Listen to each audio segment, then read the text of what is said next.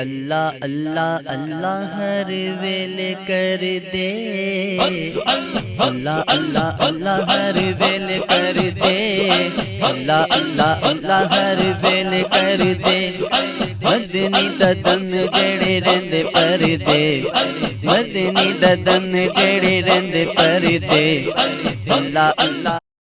تو حضرات گرامی، مسلم شریف کی حدیث میں سیدنا انس رضی اللہ تعالیٰ عنہ فرماتے ہیں کہ ایک روز نبی صلی اللہ علیہ وسلم کے پڑوس میں رہنے والا فارسی آپ کی خدمت میں حاضر ہوا اور آپ کو کھانے کی دعوت پیش کی۔ تو آپ صلی اللہ علیہ وسلم نے فرمایا، عائشہ بھی ساتھ میں، اے مجھے دعوت دینے والے فارسی، یہ کھانے کی دعوت تم مجھے دے رہے ہو یا میرے ساتھ میری عائشہ بھی ہوگی؟ تو انہوں نے عرض کیا نہیں۔ تو آپ نے فرمایا تو پھر میں دعوت قبول نہیں کرتا۔ وہ چلا گیا، پھر دوبارہ آیا تو پھر یہی سوال و جواب ہوا۔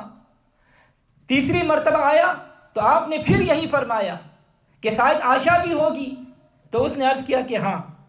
پھر آپ صلی اللہ علیہ وسلم اور سیدہ عائشہ صدیقہ رضی اللہ تعالیٰ عنہ ان کے گھر تشریف لے گئے۔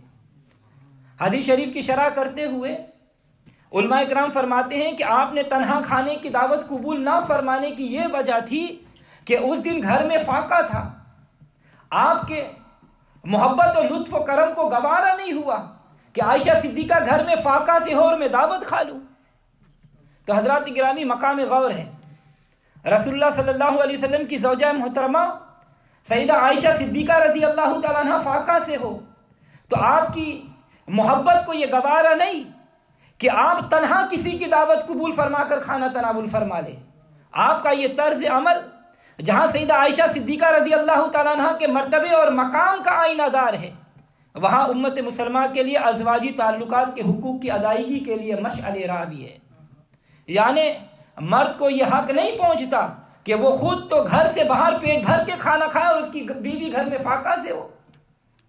ہمارے معاشرے میں یہ کمزوریاں کئی مقام پر پائی جاتی ہے کہ شوہر اپنی بیوی کے حقوق کو ادا نہیں کرتا۔ قرآن کریم نے مرد کو عورتوں پر حاکم قرار دیا ہے۔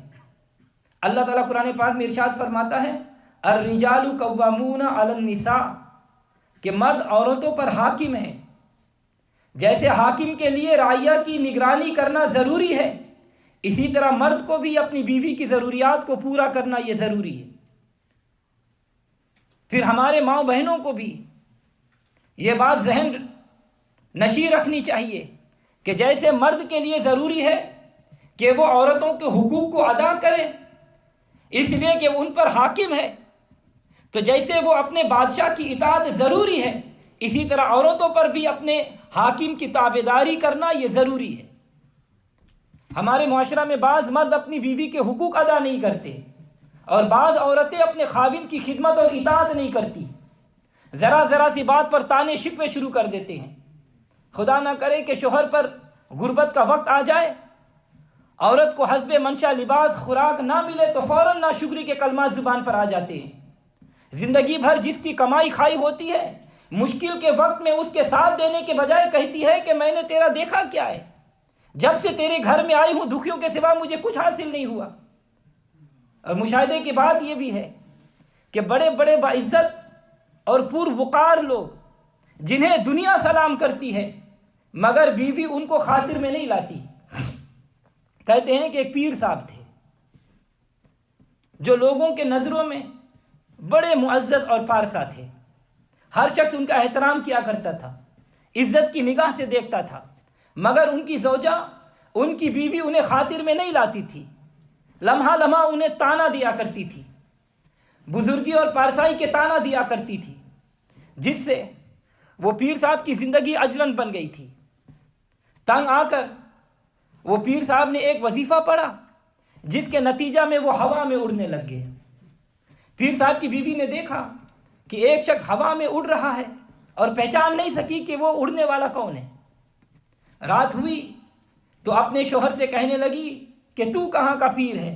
پیر تو آج میں نے دیکھا ہے۔ پیر صاحب نے فرمایا کہو کیا دیکھا ہے؟ تو وہ کہنے لگی کہ وہ مرد بصفا ہوا میں اڑ رہا تھا۔ پیر صاحب بیوی کی عقیدت بھری گفتگو سن کر اندر ہی اندر خوش ہو رہے تھے کہ خدا کا شکر ہے آج یہ میرے کمالات کی مترف تو ہو گئی۔ پیر صاحب نے بیوی سے کہا کہ خدا کی قسم جس کو تم نے ہوا میں اڑتا ہوا دیکھا تھا وہ میں ہی تھا۔ بیوی نے کچھ تھوڑی دیر وقف کرنے کے بعد اس نے کہا وہ اچھا وہ تم تھے، اسی لیے ٹیڑھا ٹیڑھا اڑ رہے تھے۔ تو ہنسنے کے لیے بات نہیں کہی میں نے۔ تو حضرات گرامی، یہ ہے بعض عورتوں کا حال، اللہ تعالیٰ انہیں ہدایت نصیب فرمائے۔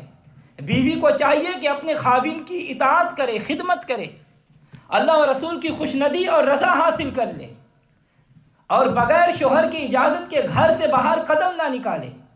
حضور صلی اللہ علیہ وسلم کا ارشاد پاک ہے کہ جب عورت اپنے گھر سے نکلے اور مرد اس کو ناپسند سمجھے تو آسمان کے تمام فرشتے اسے لعنت کرتے ہیں۔ وہ ہر شے جہاں سے وہ گزرتی ہے وہ ہر شے لعنت کرتی ہے سوائے جنوں اور انسانوں کے۔ تو عورتوں کو چاہیے کہ مرد کا احترام کریں، اور مرد کو چاہیے کہ عورت کے حقوق کی پاسداری بھی کرے۔ ہمارے آقا مولا صلی اللہ علیہ وسلم کی ازواجی زندگی ہر مومن مسلمان کے لیے مشعل راہ ہے۔ حضور صلی اللہ علیہ وسلم نے سیدہ عائشہ صدیقہ رضی اللہ تعالیٰ عنہ کے بغیر کھانے کی دعوت کو قبول نہیں فرمایا، جبکہ ام المومنین سیدہ عائشہ صدیقہ رضی اللہ تعالیٰ عنہ فاقہ سے تھی۔